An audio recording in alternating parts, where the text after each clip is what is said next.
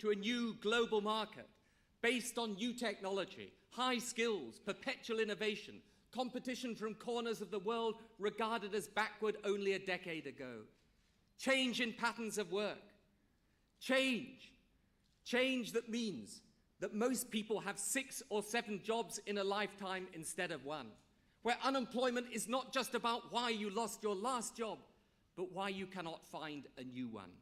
Change in society, where millions of women want to work, to use their talent, bring up a family, and where men learn that they have a responsibility for sharing the burden of family life to allow women to do so.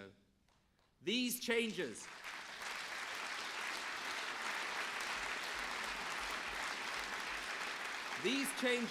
affect not just the poor or the unemployed. They affect us all.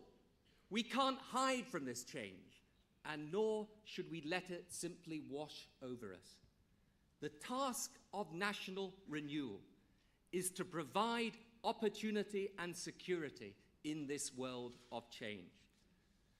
But that can only be done if we act together as a society to equip our people and our industry for change, to allow them to prosper through change. Let us be clear. That means taking those historic principles of solidarity and community, but applying them anew and afresh to the world today. It cannot be done by a return to the past or staying with the failed policies of the present. It won't be done either by seeing society as state control, central power, sectional interests, any more than it can be done through crude free market economics, junking public services, or running the country for a tiny Tory elite in the vain belief that their wealth will trickle down to the rest of us. That is why I said at the beginning of this campaign that we needed neither the politics of old left nor new right, but a new left of centre agenda for the future. One that breaks new ground, that does not put one set of dogmas in place of another, but offers the genuine hope of a new politics to take us into a new millennium. I said then that socialism was not some fixed economic theory defined for one time, but a set of values definable for all time. And in the speeches, the detailed speeches that followed, those principles were applied.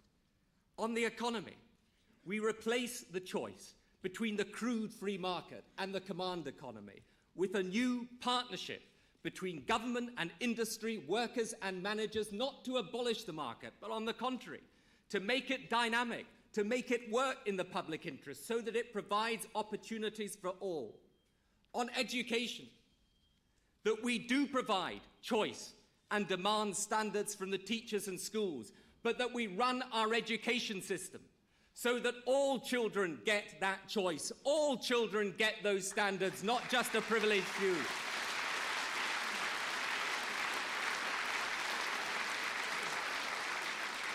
And on welfare, that we do not want people living in dependency on state handouts.